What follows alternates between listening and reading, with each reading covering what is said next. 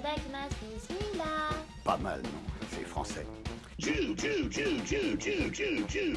Ah, c'est quoi ces élitistes de merde avec leur film de merde? C'est les cailles du cinéma! C'est les cailles du cinéma, je le sais, c'est eux! C'est émouvant, putain!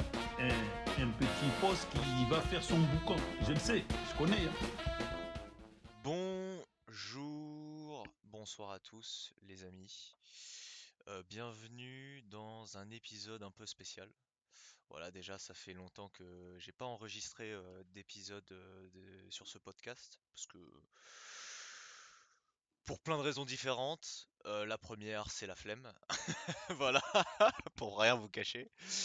Mais voilà, j'ai un ami et je le salue qui m'a encouragé à recommencer le podcast. Donc je le remercie, je lui passe une petite dédicace. S'il écoute, il se reconnaîtra. Et épisode un peu spécial puisque je suis tout seul. Et non, je ne suis pas avec mon ami Gwendal, Gwen515, puisqu'en fait on va parler d'un film et qu'il ne l'a pas vu.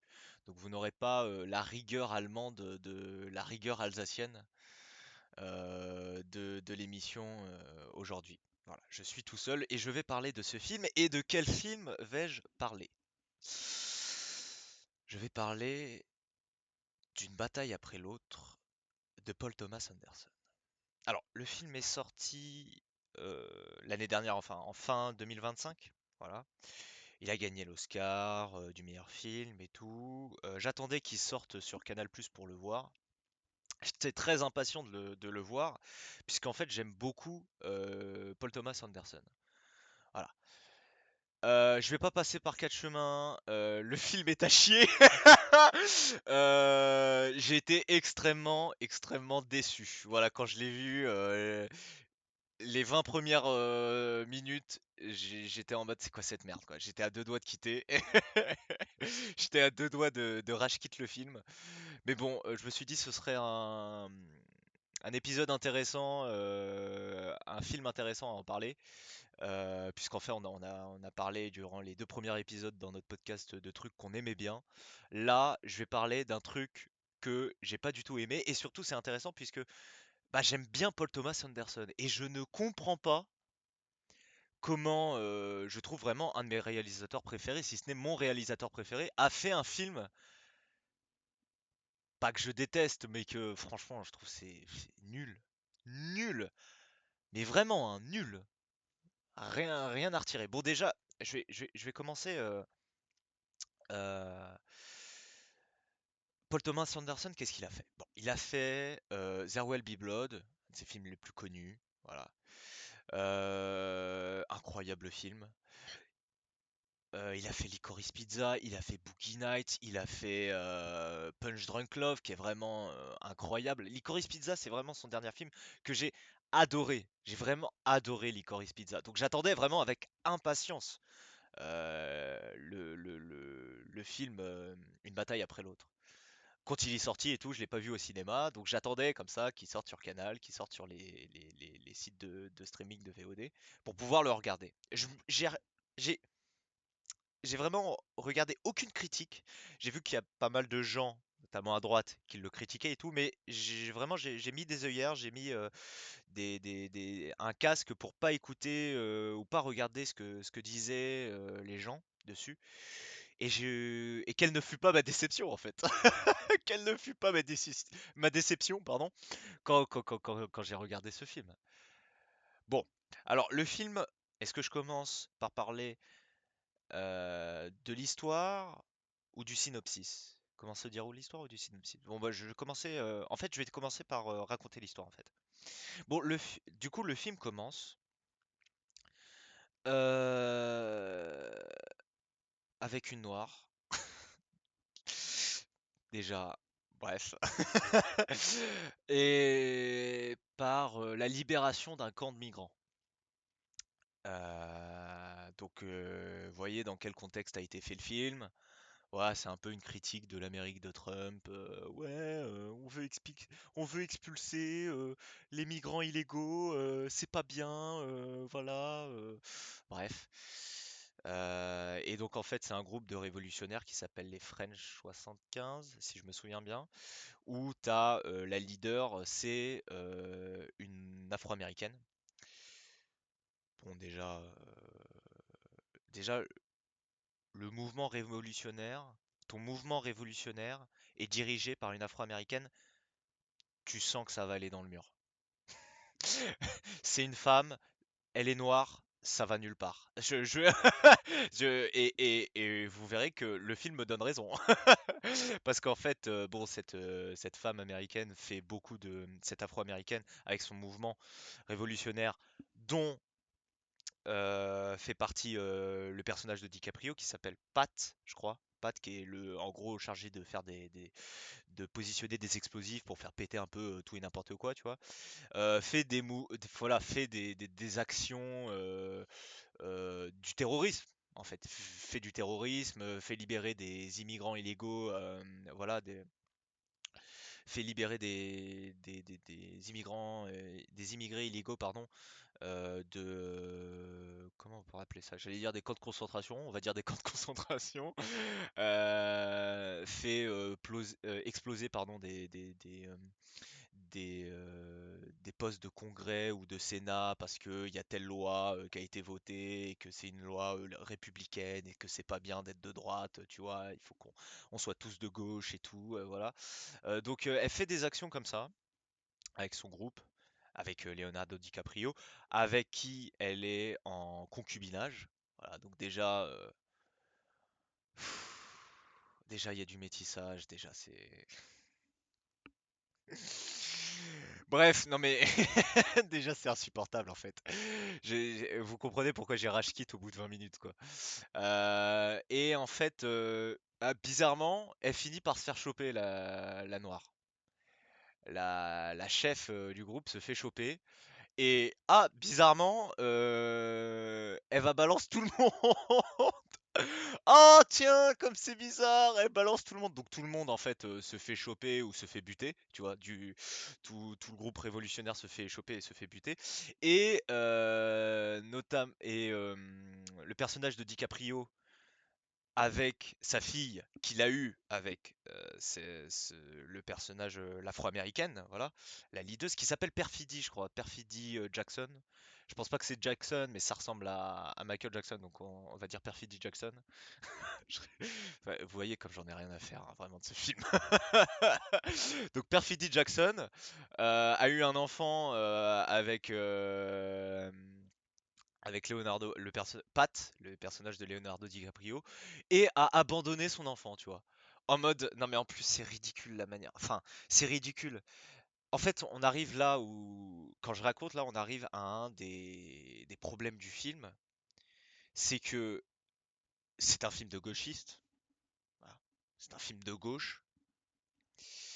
euh, en- pour l'immigration, pour sans frontiériste, tout ça, c'est vraiment un peu l'axe hein, politique de ce film. Mais en fait, il remplit des stéréotypes raciaux.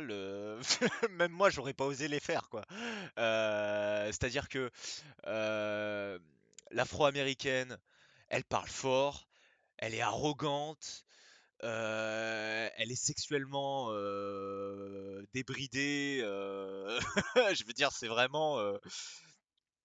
C'est le stéréotype racial de l'afro-américaine de base. Et en plus, elle veut continuer à faire la révolution, elle abandonne sa fille.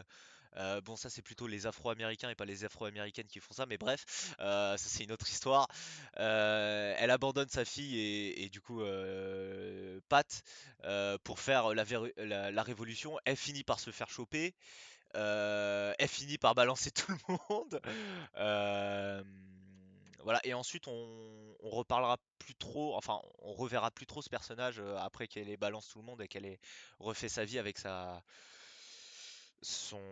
son identité de protection, vous savez, qui file lorsque vous avez un témoin protégé qui balance un peu sur une organisation, bah ensuite il est, comment dire, on lui donne une nouvelle identité. Voilà. Et donc on reverra jamais ce personnage, tant mieux parce que il est insupportable. Il est vraiment insupportable. Euh, Et en fait, du coup, le personnage de Pat et sa fille, qu'il a eu avec Perfidy Jackson, vont s'enfuir pour échapper, voilà, aux foudres de la police fédérale américaine, quoi. Et en fait, au début du film, moi, j'étais pour la police.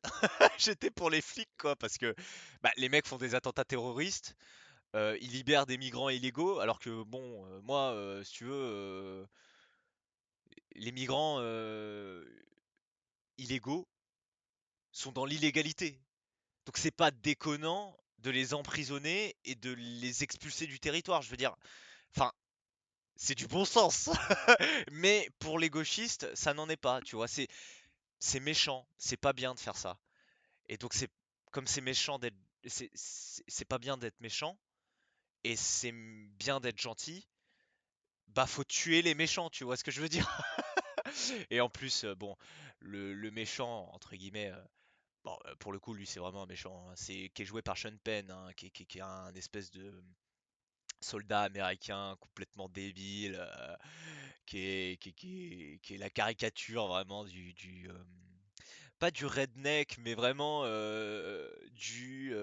parce que c'est spécifique, quoi. C'est vraiment le gars, c'est le MAGA, quoi, tu vois, américain, qui en plus a un problème de négrophilie. En fait, c'est Papacito.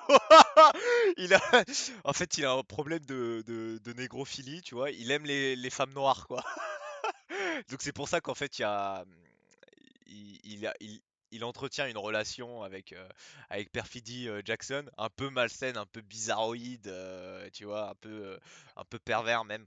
Et justement, le film, à la fin du film, au troisième acte, pardon, il y a ce côté de, bah, en fait, on ne sait pas si la fille de Leonardo DiCaprio et de Perfidy Jackson, c'est vraiment la fille de Leonardo DiCaprio. Est-ce que voilà, est-ce que le père, c'est pas finalement le mec, je vais dire le redneck pour faire simple, mais c'est pas un redneck, mais Sean Penn. Sean Penn qui est le militaire débile, quoi, tu vois. Et, euh, et donc, dans le troisième acte, il y a cette tension un peu on sait pas qui est vraiment le père, quoi, tu vois. Et donc, ce personnage pas vraiment raciste, parce qu'en fait, finalement, il aime les femmes noires, quoi. Mais femmes noires parce qu'il est sexuellement attiré par elles. Sinon, il en a rien à foutre, quoi. Mais ce personnage, vraiment, va rejoindre en plus une organisation un peu bizarre. Une organisation de Saint-Nicolas ou de Noël, je sais pas, en tout cas, qui. Voilà, leur effigie, c'est Saint-Nicolas. Et qui, en fait, vraiment, c'est les WASP, quoi, tu vois, c'est la famille, enfin, c'est l'organisation WASP, et ils parlent ouvertement de purification ethnique. Enfin, en mode, les gens qui veulent expulser des immigrants illégaux sont des nazis, quoi. Non mais, oh, oh, enfin, n'importe quoi, tu vois. Donc en fait, il y a ce parallèle qui est fait dans ce film entre les gens qui veulent juste pas vivre au milieu de migrants illégaux, tu vois, notamment mexicains, et des nazis, voilà, tout simplement.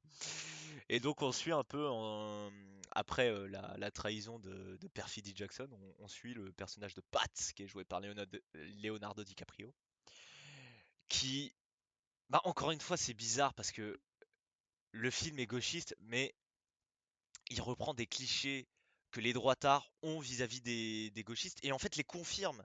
Parce que le personnage de Leonardo DiCaprio, à la suite de la trahison, tu vois, il vit avec sa fille et tout, et en fait, il se drogue, il boit, il devient alcoolique et tout. Il est complètement paranoïaque. Il pense que il y a des complots partout et tout. Il arrête pas de toucher au crack ou à la bœuf, je sais pas. Enfin, c'est vraiment le gauchiste des Cadax, quoi. Et, et, euh, et en fait, le souci principal du film, et quand on le regarde, c'est qu'on a Quand on est de droite, en tout cas. Mais je pense que même quand on est de gauche, on a un vrai souci d'empathie vis-à-vis des personnages, quoi. Enfin, moi, personnellement, je les trouve insupportables et j'ai pas envie qu'ils gagnent. Enfin, j'ai pas envie de les voir gagner, j'ai envie de les voir morts. Et il n'y a même pas non plus d'empathie vis-à-vis du méchant, entre guillemets, de l'antagoniste, parce qu'il est débile, t'as pas du tout d'empathie envers lui et tout, et en fait, tu suis des personnages que t'aimes pas trop, toi. À la limite, j'aime bien le personnage de Benicio del Toro, qui joue un Mexicain judoka, tu vois, qui enseigne le judo. Non, karatéka. Karatéka qui enseigne le karaté, voilà, la fille de DiCaprio, mais c'est tout, quoi. C'est vraiment tout. Oui, je bois du café hein, en même temps que j'enregistre.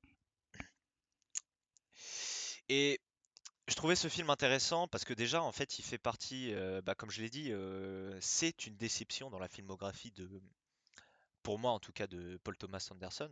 J'ai pas tout regardé de Paul Thomas Anderson. Celui que j'aime le moins, c'est un peu de ceux que j'ai vus, c'est un peu Phantom Thread. Voilà, je le trouve un peu, je le trouve très bien parce que c'est de Paul Thomas. Franchement, c'est pas un tâcheron. Même quand je regarde une bataille après l'autre, je le regarde et il y a des scènes qui marchent, il y a une mise en scène qui me fait rire. Mais pour moi, c'est de la comédie en fait, ce film. Ce film, pour moi, c'est de la comédie. Mais le truc, c'est que il est tourné vraiment, notamment lorsque je reviens au tout début, hein, quand le groupe révolutionnaire se fait choper par les flics. euh, la musique tend au drame, tend voilà à quelque chose où on est censé se dire ah non, c'est ils se font choper, non c'est pas bien, ils vont être dans le mal et tout. Il y a du pathos quoi. On est censé ressentir voilà de l'empathie vis-à-vis d'eux. Mais non, mais pas du tout en fait. Pas du tout parce que ils sont ridicules. Les personnages sont ridicules, tous sans exception. Et en fait, il n'y a pas de. Pour moi, c'est de la comédie. Mais en même temps, on essaye de nous le vendre comme un espèce de tract politique, mais tu sais pas où va le film. Et c'est ça le truc. Enfin, si, tu sais où va le film, mais il est mal exécuté plutôt, je dirais. Après, il est mal exécuté. Moi, je suis, comment dire, faut rester quand même modeste, hein, voilà. C'est Paul Thomas Anderson. C'est un très bon metteur en scène. Et c'est pour ça que je suis déçu face au film parce que voilà, c'est un excellent metteur en scène et il fait une histoire de merde. Mais vraiment, à chier, quoi. L'histoire, elle est à chier. Enfin, je veux dire, c'est le metteur en scène qui a fait Magnolia, quoi. Magnolia, c'est un drame. C'est c'est, euh, c'est un drame qui dure 3 heures sur plusieurs personnages à la fois. Mais t'es accroché au film, tu lâches pas une seconde, t'es vraiment rivé sur ton écran, tu te demandes qu'est-ce qui va se passer, t'es en empathie, t'es en empathie avec les personnages à chaque seconde, à chaque fois qu'il se passe. Moi, c'est le film qui m'a fait chialer. Moi, j'ai l'alarme difficile quand je regarde un film ou une série, tu vois. Mais ce film-là m'a fait chialer, quoi. La scène avec le personnage de Tom Cruise et son père, mais c'est incroyable cette scène-là. C'est incroyable. Mais et il y a du drame, il y a de la comédie, c'est bien dosé, mais là c'est mal dosé quoi. C'est mal dosé, t'es indécis face à ça quoi. T'es vraiment indécis. Mais même les Coris Pizza quoi. Tu pourrais dire ouais les personnages peuvent être les personnages sont comment dire? Les personnages de Licorice Pizza ont des défauts. Tu vois, c'est pas des personnages parfaits, c'est pas tout blanc ou tout noir, tu vois. Mais leurs défauts sont compréhensibles, leurs défauts font que tu t'attaches à eux. Alors que les défauts des personnages dans une bataille après l'autre sont complètement rédhibitoires. Enfin, c'est vraiment. Enfin, t'as envie de les tarter, quoi. Tu vois, enfin, c'est bon, t'as une noire qui part fort. Non, mais à un moment, ils font un braquage dans une banque et tout, et commence à y avoir une meuf, une afro-américaine qui fait son speech, hyper arrogante, hyper en parlant fort et tout. Oh, ça va. Oh. Moi, je prends le RERD, j'ai pas besoin de payer 10 balles. Non mais attendez, j'ai pas besoin de payer 10 balles mon ticket de cinéma pour aller voir un film où je vois ce que je peux voir gratuitement dans le RERD. Parce que des noirs qui parlent fort en public, c'est bon, j'ai pas besoin. Voilà, ils, ils existent pas qu'au cinéma, quoi, tu vois, ils sont dans la vraie vie, tu vois. Et là, c'est gratuit, tu vois, tu peux les voir gratuitement, quoi. Non mais c'est dingue, non mais attendez, c'est dingue quand même. C'est-à-dire que moi pour aller, attends, pour aller au cinéma, bon je l'ai pas vu au cinéma, d'accord, mais pour aller au cinéma, et heureusement que je l'ai pas vu au cinéma, je me répète, pour aller au cinéma, pour aller au cinéma, je dois prendre le RERD, ou forcément, comme c'est le RERD, je dois côtoyer des noirs qui parlent fort au téléphone, ou des noirs qui parlent fort tout court, des fois tout seul en fait, et pour ensuite payer ma place de cinéma, 10 euros, pour voir des noirs qui parlent fort. D'autres noirs qui parlent fort. Mais en fait, on se fout de la gueule de qui, quoi? Non, mais vraiment, quoi. C'est bon, c'est bon. J'ai pas besoin de payer 10 balles. Je sais que je suis un goy, mais quand même, pas à ce point-là, quoi. Arrêtez de me prendre pour un putain de goy mental, quoi. Voilà. Ah. Ça, c'est insupportable. C'est insupportable. Et en fait, on essaye voilà, et c'est impossible de rentrer en empathie avec ces personnages-là, quoi. C'est impossible. De, de, de par, de par ce rejet total. Mais même le personnage de DiCaprio, à la limite, le personnage de DiCaprio est plus attachant parce qu'il est, lui, il est assume, comment dire, le réalisateur assume le côté ridicule du personnage. Mais bon, est-ce qu'il le fait parce que c'est un blanc? Je me pose la question, quoi. Voilà. Voilà le niveau de goïmitude de ce film, hein. C'est vraiment le film des goïms. Et ça a eu, et ça c'est dingue quoi, ça a eu l'Oscar du meilleur film en 2025 quoi. Alors que le message politique, c'est quoi? Enfin, c'est nul à chier quoi. Alors, je vais le comparer, en fait, je vais le comparer à un autre film qui lui aussi m'a beaucoup déçu. C'est le film d'Ari Aster, Eddington. Mais pareil, Eddington, il y a des moments qui sont voilà, c'est pas un tâcheron non plus. Il y a des moments où la mise en scène est drôle, pour moi c'est une comédie. C'est drôle, c'est voilà, ça te t'es dans le truc quoi. Mais pareil, déjà t'as pas du tout d'empathie vis-à-vis des personnages. Il y a aucun d'eux où t'as aucun des personnages avec lequel t'as d'attache. Donc en fait l'histoire, tu t'en fous. Tu t'en fous complètement de ce qui leur arrive. Et ensuite, là, pour le coup, je pense pas que ce soit un film qui fait la promotion du gauchisme, mais qui fait pas non plus la promotion du droitardisme. Voilà. Je pense que c'est un film qui essaye qui se pense être au-dessus de ça. Voilà. Oui, je suis plus intelligent, je ne prends pas parti, ni pour la gauche, ni pour la droite, ni pour les démocrates, ni pour les républicains. Mais au final, en fait, il finit par non pas être plus intelligent, mais plus débile. C'est-à-dire que comme il ne prend pas parti, bah, on sait pas où il va. Mais à la fin du film, je mets au défi quiconque pourrait me trouver le message politique de Eddington. Il n'y a pas de message politique en fait.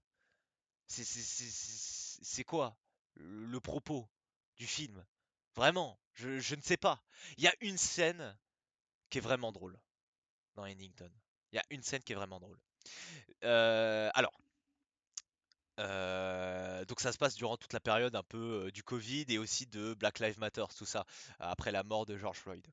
Et en fait, t'as une blanche qui fait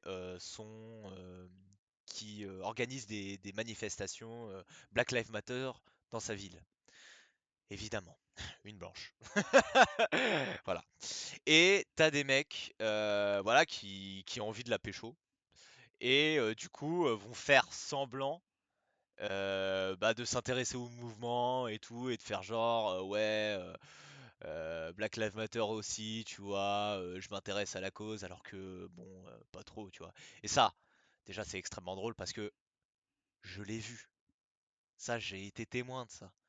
J'ai été à la fac, je dirais pas laquelle, à Saint-Denis. Paris 8, Paris 8 pour ceux qui connaissent, voilà, évidemment. Et je les ai vus, les mecs qui de manière générale s'en battent les couilles de la politique, qui ont pas d'avis. Et dès qu'ils voient une gauchiste un peu jolie, tu vois, qui prend un peu soin d'elle, qui est plutôt belle, tout d'un coup, ils deviennent le défenseur numéro un des minorités, quoi. Bizarrement, tu vois, bizarrement. Et ils commencent à se rapprocher de la nana, quoi. Voilà, donc ça, je l'ai vu. Et la scène la plus drôle dans le film d'Eddington, c'est le moment où tu vois, t'as la nana, elle est en pleine manifestation et elle fait toute sa logorée gauchiste anti-discrimination raciale, tu vois. Ouais, il faut mettre à bas toutes ces lois qui met en place le privilège blanc, blablabla, blablabla, blablabla. Et t'as du coup, le blanc, le bon goy qui veut pécho ça. En plus, la meuf, c'est une blonde aux yeux bleus, tu vois. C'est-à-dire, c'est un blanc qui veut pécho une blonde aux yeux bleus et pour ça, il est obligé de se gauchiser, quoi. Ça n'a aucun sens. Mais bref, et du coup, il, il, il, euh, il écoute le discours de la meuf et ensuite cut et il répète le message, tu vois, le discours de gauchiste à ses parents à table, tu vois. Donc il répète ce discours-là et il y a son daron qui le regarde. Il pose un silence après qu'il ait fini. Il fait: mais t'es blanc, t'es con ou quoi? Non mais ça c'est génial parce qu'en plus t'as un plan d'ensemble où tu vois toute la pièce, toute la pièce de la salle à manger et tu vois des flingues. Je sais même pas si limite t'as un drapeau des Confédérés, tu vois, qui se cache dans le fond quoi. Et le mec il voit son fils qui est un gauchiste absolu, enfin qui joue les gauchistes pour pécho une blanche, tu vois. Et le mec il fait: mais t'es con ou quoi? T'es blanc? Pourquoi? Pourquoi t'es une merde comme ça? Bref, c'est une scène hilarante dans un film qui est plutôt médiocre, tu vois. Et une bataille après l'autre, il y a aussi ça, tu vois. Il y a aussi des scènes qui sont vraiment, voilà, moi toute la séquence de course-poursuite à la fin avec la bagnole, moi je la trouve elle est plutôt bien réussie. Alors il y a quelques incohérences, je trouve, je sais pas, parce que c'est quand même assez magique la manière dont les trois personnages principaux, enfin les trois personnages qui sont chacun qui se cherchent chacun l'un et l'autre, pardon. Ils se cherchent l'un et l'autre pour essayer de se trouver. Bah, ils se retrouvent comme par magie au même endroit, au même moment. Bon, voilà, je trouve que c'est un peu magique, mais la séquence est vraiment cool. C'est vraiment une séquence de course-poursuite en bagnole qui est vraiment très bien mise en scène pour le coup. Mais le problème, c'est le message politique du film, quoi. Parce que le message politique, Eddington, on en a parlé.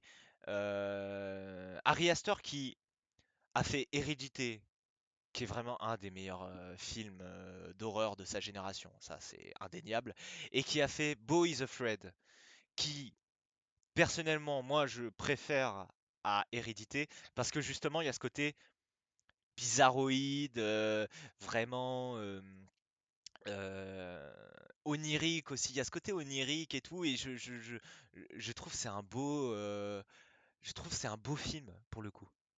Oh, Beau is Afraid, c'est beau, hein, voilà, hein. Mais non, c'est vraiment, ce film, j'ai une, comment dire, j'ai une affection particulière pour ce film. Je suis d'accord, je peux comprendre qu'on puisse pas l'aimer, mais moi, bah, j'aime et je vous emmerde, je fais ce que je veux. Mais par contre, Eddington, enfin, j'ai pas compris quoi, en fait, juste ça n'a aucun sens. Et donc, là, pour le coup, une bataille après l'autre, pour moi, ça a du sens, même si, en fait, pour moi, c'est une comédie, mais en même temps, ça essaye de dramatiser des trucs qui sont ridicules. Enfin, pour moi, c'est ridicule, hein, vraiment, j'arrive pas à avoir. Comme j'arrive, on en revient toujours. J'ai l'impression, je me répète, on en revient toujours à la même chose, mais comme j'ai pas d'attache au personnage et que je m'en fous de ce qui peut m'arriver, j'ai un côté un peu cynique quand je regarde le film où je me moque des personnages quand il leur arrive des merdes. Alors que normalement, je devrais me sentir concerné par ce qui leur arrive. Mais non, mais non, mais non. Et la fin du film, c'est quoi? C'est ouais, du coup, la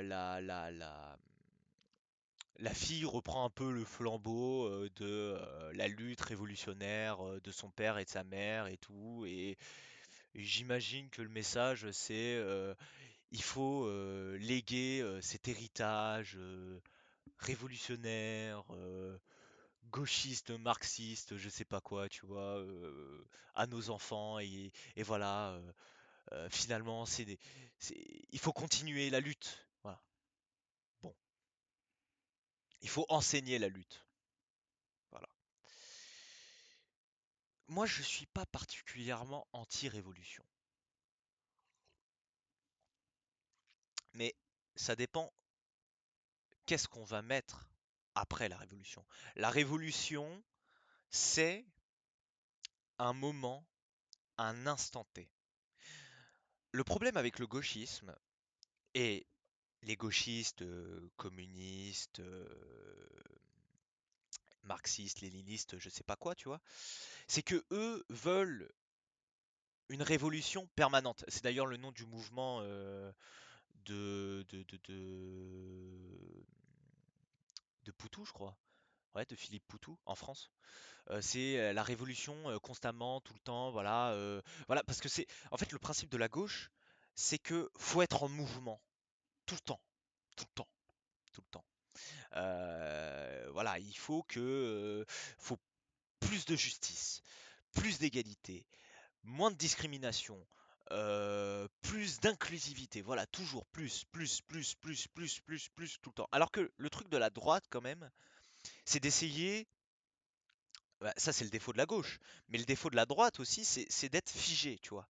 L'extrême de la droite, c'est de vouloir se figer, d'être voilà, non mais là stop, c'est bon, ok, d'accord, on vous a cédé ça, mais maintenant on s'arrête et on stabilise le truc, tu vois. Et la droite est conservatrice pour ça, parce qu'elle veut conserver les choses, elle veut faire un statu quo, en fait. Elle veut maintenir le statu quo.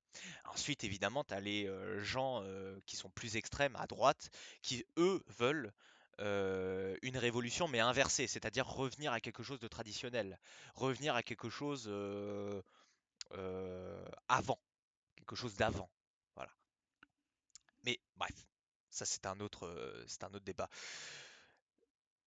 Là, là où je voulais en venir, en fait,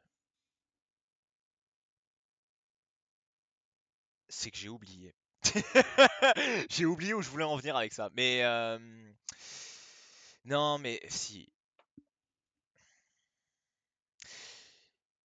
Le principal message du film, c'est quand même le principal message politique, pardon, du film, c'est une critique de l'anti-immigration, voilà, du mouvement anti-immigration.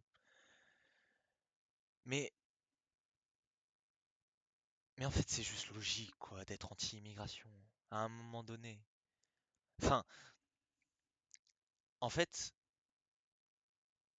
ce film. Après, c'est Hollywood, tu vois, donc Hollywood, je vais pas dire qu'est-ce qu'il y a à Hollywood, vous savez très bien, hein. Ça a un long nez, ça a des doigts crochus, non mais je plaisante, je plaisante. Ça allume pas, ça touche pas à l'électricité à une certaine heure le vendredi soir, tu vois. Mais en fait, ce qui est insupportable, c'est que t'as pas le droit d'être blanc, tu vois. C'est que tu n'as pas le droit d'être blanc en Europe, en Occident. Ou même dans le monde en fait de manière générale. Tu as le droit d'être noir. Tu as le droit de revendiquer ton identité afro-américaine ou africaine ou voilà que sais-je. Tu as le droit d'être asiatique. Tu as le droit de revendiquer ton identité mongole, ton identité chinoise, ton identité thaïlandaise, ton identité japonaise, voilà. Tu as le droit de revendiquer ton identité mexicaine, latino, argentine, pardon, brésilienne, voilà. Mais par contre, tu n'as pas le droit d'être blanc. Enfin, tu n'as pas le droit de revendiquer, d'être fier de ta culture européenne, occidentale, et finalement blanche en fait. Pourquoi? Bon, parce que sinon t'es associé à un certain moustachu du XXe siècle qui est un qui est qui je trouve, voilà, j'ai une take un peu voilà subversive. Vous allez me dire ce que vous en pensez, mais je pense que Adolf Hitler a été un peu excessif. Un peu, juste un peu. Voilà, voilà, je sais. C'est un avis très radical que j'ai là, mais voilà, voilà. Moi, je trouve qu'il a un peu abusé. Voilà. Mais parce qu'il y a eu Adolf Hitler, en fait, maintenant, tu peux plus revendiquer ta culture blanche, quoi, tu vois. Ta culture européenne, ta culture euh, chrétienne, catholique, que sais-je, tu vois, parce que c'est associé euh, à des soi-disant génocides, alors que c'est ridicule, quoi. Alors, soi-disant génocide, voilà. Bon, on va pas rentrer dans le débat là. C'est un autre débat. Là, là, ça peut très vite partir en couille, hein. Non, mais je vous le dis, hein. Je vous le dis. Là, je suis obligé. Là, vous voyez ce que je fais là? Ça s'appelle de l'autocensure. Vous voyez, je fais exprès de ne pas partir dans un débat, dans un sujet qui risque d'être problématique.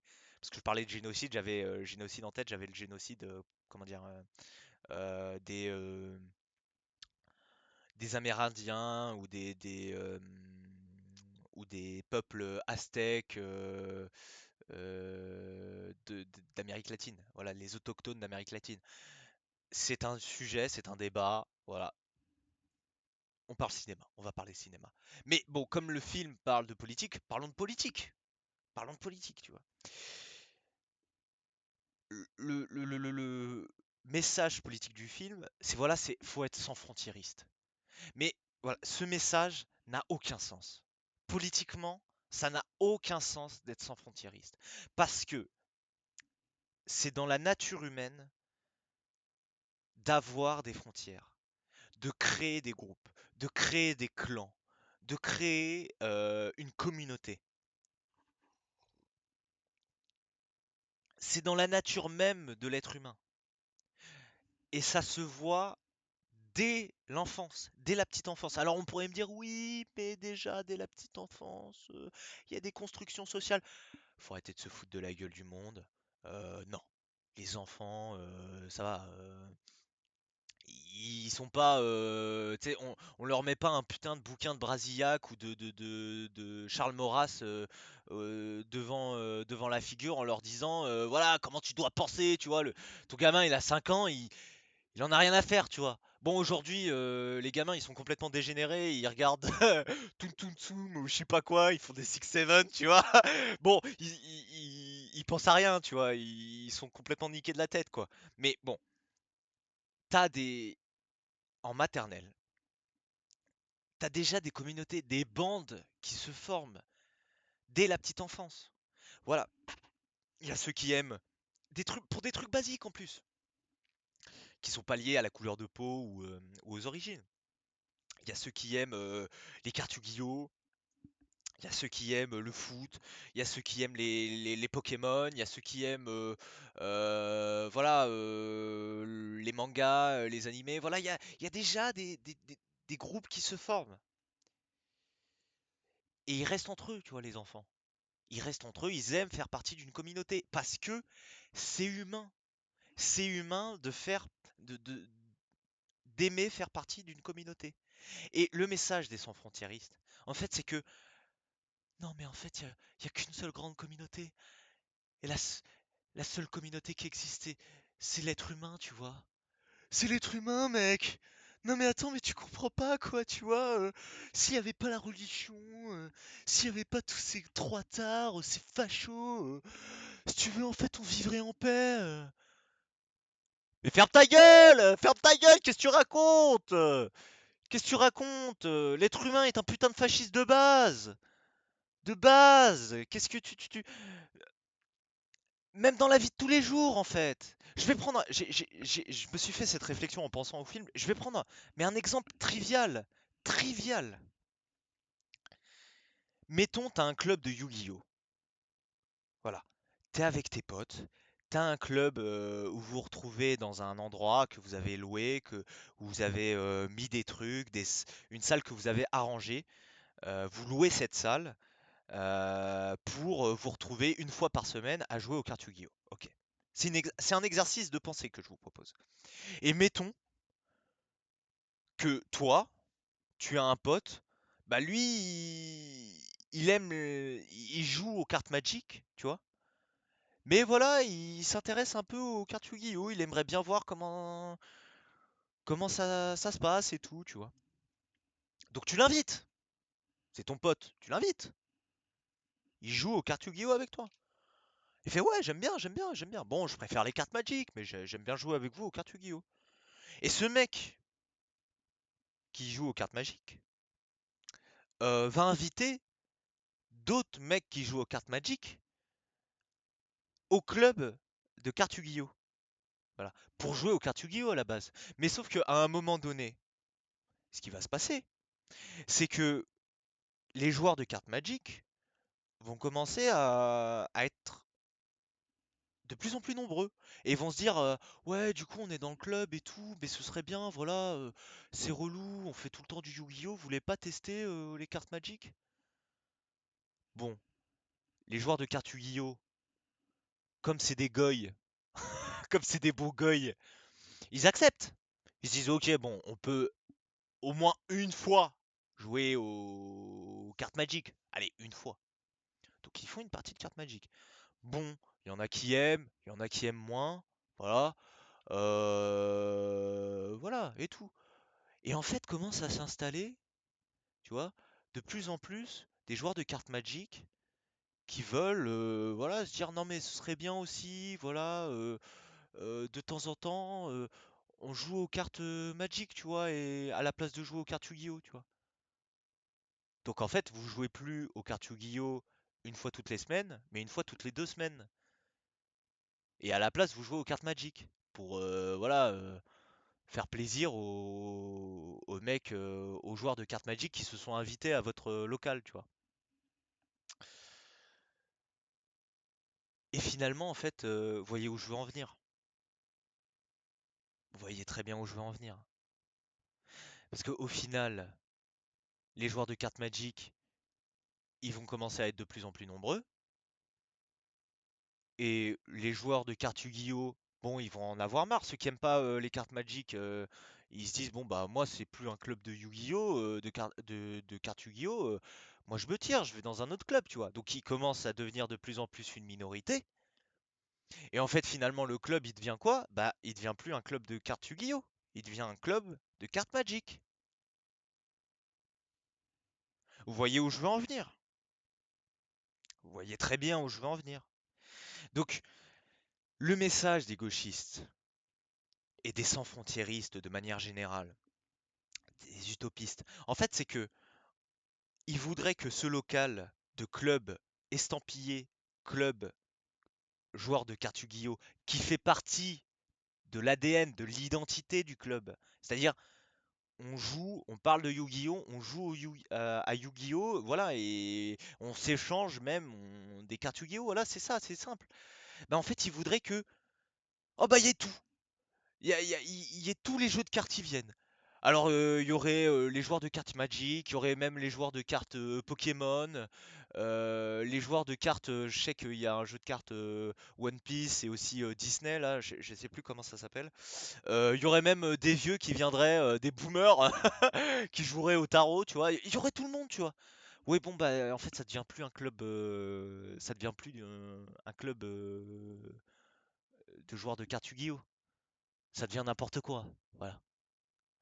Sauf qu'à la base, les gens qui ont loué la salle et qui ont fait en sorte que voilà, il y ait une organisation, il y ait un truc où il y ait pas de l'infrastructure, mais au moins qu'il y ait une mise en place, que ce soit pas dégueulasse, que ce soit bien installé, qu'il y ait des chaises, des tables, tout ce qu'il faut pour jouer. Bah à la base, c'est des joueurs de cartes Yu-Gi-Oh! Qui ont fait ça, tu vois.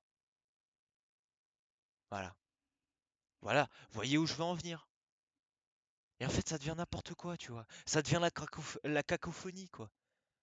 Ça devient la cacophonie. Et au final, on va finir par avoir une forme de frontière.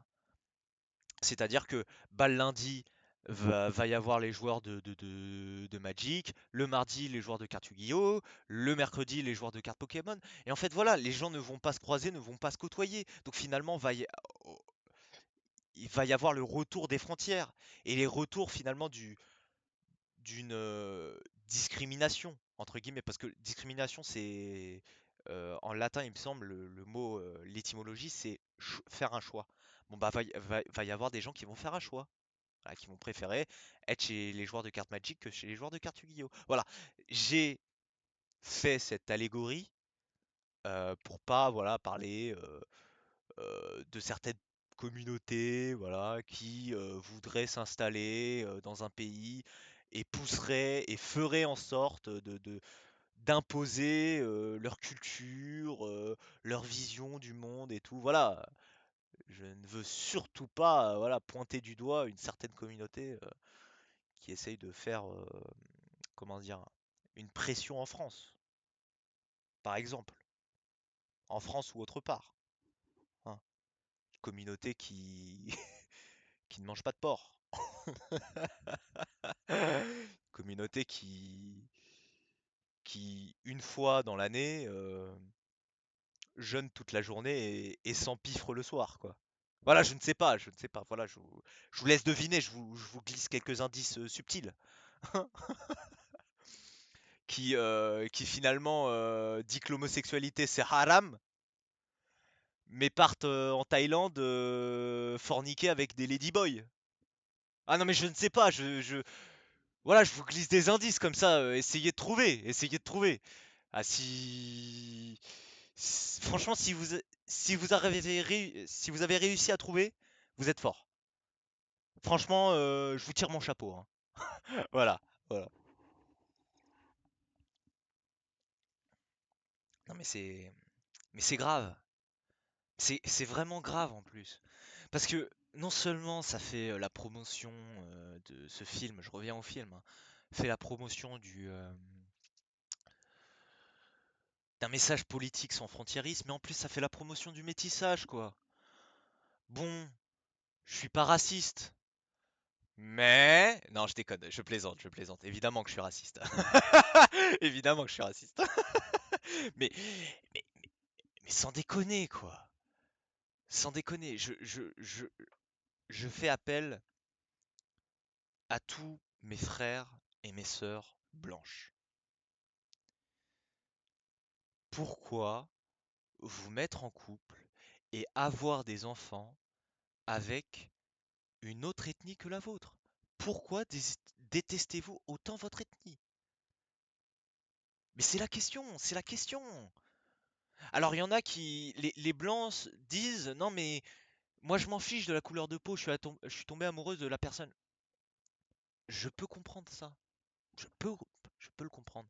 Mais là, on rentre dans des conceptions. Qu'est-ce que l'amour? Qu'est-ce que l'affection? Qu'est-ce que l'attirance? Honnêtement, l'amour est quelque chose qui se construit par les actes.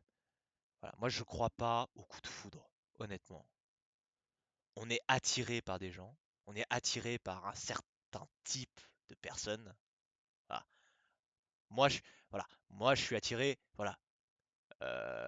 J'ai une attirance particulière pour les latinas. C'est vrai, je le confesse. Je suis sorti avec une métisse colombienne. Voilà, je le confesse, ça a été une erreur. Ça a été une erreur. Et encore, elle était métisse. C'était pas une colombienne pure race. Mais, mais, il faut. Enfin, j'aimerais faire passer ce message aux hommes blancs qui pourraient être. Je laisse mes sœurs blanches tranquilles, tu vois, parce que, bon, je pense que c'est au travail d'une femme identitaire de parler aux autres femmes blanches. Mais je parle à mes frères blancs et il faut qu'ils comprennent que putain, mais les femmes blanches sont magnifiques aussi, quoi. Qu'est-ce qui se passe, quoi? C'est quoi votre problème? Elles sont pas toutes gauchistes, elles sont pas toutes féministes. Ok, elles peuvent casser les couilles, mais enfin, c'est dans la nature des femmes de casser les couilles. C'est ça, quoi. C'est ça. On est 7%. On est 7% de la population. Vous vous rendez compte, nous les blancs, on est 7% de la population. Qu'est-ce que vous voulez? Vous voulez qu'on disparaisse en fait? Vous voulez qu'on disparaisse? Que le monde ne soit peuplé que d'Africains et de Pakistanais ou d'Indiens, tu vois? Les Indiens, ils sont plus d'1 milliard. Ils sont plus d'1 milliard. Et c'est les mecs qui vivent dans le caca. C'est ça que vous voulez laisser à l'humanité? Des, des mecs qui parlent comme ça, tu vois? Je sais très mal faire l'accent indien, tu vois? Mais c'est ça, vous laissez l'humanité à des scammers indiens qui se jettent des cacas comme fête sacrée. Parce que c'est vraiment ce qui se passe en Inde, hein. En Inde, il y a une fête sacrée qui est de prendre le caca de bœuf et de se le jeter dessus. C'est ça que vous voulez pour le monde? Non. Je pense qu'on est d'accord que non. Voilà. Donc faites des enfants blancs, je vous en supplie. Et à mes amis, parce que j'ai des amis, voilà, j'ai des amis noirs. Vous aimez pas les femmes noires en fait? Je, j'en ai en tête là. J'ai des potes, j'en ai en tête et je pense qu'ils s'ils écoutent, ils se sentiront visés, tu vois. Mais vous aimez pas les femmes noires là? Vous aimez pas votre couleur? Vous aimez pas votre culture? Vous aimez pas votre Mais putain, mais soyez fiers d'être noirs quoi. Je le dis pour les blancs, mais je le dis aussi pour les noirs quoi, tu vois. Soyez fiers d'être noirs. Mais faites des enfants noirs. Qu'est-ce qui se passe au lieu de faire des enfants métis? C'est terrible de faire ça à vos enfants en fait. Alors vous, vous couchez avec une femme d'une autre couleur de peau que vous, tu vois? Parce que voilà, c'est égoïste en fait de faire ça, tu vois. De vouloir des enfants, tu vois, de vouloir des enfants avec une personne d'une autre couleur de peau. Pourquoi? Pourquoi c'est égoïste? Parce que vous pensez pas à l'enfant derrière, à l'enfant métis, qui en fait ne sait pas sur quel pied danser. Mais ça, on n'en parle pas. Des enfants qui sont africano-français, quoi. Qui ne savent pas, voilà, quand ils sont en France, bah, ils sont rappelés à leur couleur de peau de leur père, généralement, parce que le père est noir et la mère est blanche, mais sont rappelés à la couleur de peau de leur père, qu'africain. Et quand ils vont dans le pays d'origine de leur père, ils sont rappelés à la couleur de peau de leur mère, qui est française. Et en fait, ils n'ont pas d'identité, ces gens-là. Vous les déracinez. Ils n'ont pas d'ancrage culturel, ils n'ont pas d'ancrage profond dans, dans une culture, dans une civilisation, dans un peuple. C'est terrible de faire subir ça à un enfant. Alors, il y en a qui s'en sortent, hein. Il y en a qui s'en sortent très très bien. Mais il y en a pour qui c'est une souffrance, hein. Ça peut être une souffrance pour certaines personnes. Et politiquement, tu vois, c'est compliqué. Ils finissent à gauche, en fait. Soit ils finissent à gauche, soit ils sont à droite parce qu'ils ont des valeurs de droite, tu vois, sur des questions de sécurité, sur des questions de tradition, voilà, tu vois. Mais, mais, mais voilà, ils arrivent à un moment de, bah, en fait, je suis pas blanc. Je suis pas blanc, mais je suis pas noir non plus. Donc où est-ce que je vais s'il y a réimmigration, quoi, tu vois? C'est terrible! C'est terrible ce qu'on leur fait subir. C'est c'est impensable de faire ça. C'est impensable. Donc faut se réveiller, quoi. Le réveil des peuples. Mais tous, voilà, tous. Soyez fiers de votre culture, que vous soyez noir. Bon, les noirs, ils sont fiers de leur culture, mais votre culture, c'est quoi, sérieux? En fait, ils sont fiers de l'afro-américaine culture, qui est différente de la culture africaine. Voilà. Ils sont fiers de la culture afro-américaine. Voilà. C'est-à-dire, ils sont fiers de Michael Jackson, ils sont fiers de... Quand ils pensent noir, ils pensent quoi? Ils pensent à des Afro-Américains. Ils pensent à Michael Jackson, je disais, à Michael Jordan, à O.J. Simpson. Voilà. Bon, là, je cite des athlètes, des chanteurs et tout, tu vois. Bon, à Martin Luther King, à Malcolm X, et Thomas Sankara. Thomas Sankara, vous y pensez, quoi? Sérieux! Sérieux, quoi! Enfin, arrêtez, tu vois, prenez des figures basées, quoi. Prenez pas Martin Luther King qui veut faire du métissage. Prenez pas Malcolm X qui lui, bon, Malcolm X, en vrai, je comprends. En vrai, je comprends, tu vois. Mais voilà, oui, il pense aussi à Mohamed Ali, tu vois. Mais Mohamed Ali, c'est pareil, quoi. C'est un métis, c'est un Afro-Américain, mais pensez à des figures africaines, les gars. Et si vous êtes fiers de l'Afrique, bah vivez en Afrique. Vivez en Afrique et faites que votre pays, votre culture, prenne de l'ampleur dans le pays de vos ancêtres. Si vous êtes fiers de votre culture et de vos racines.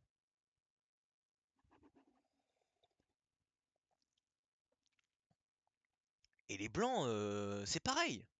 Les blancs, c'est pareil. Bref,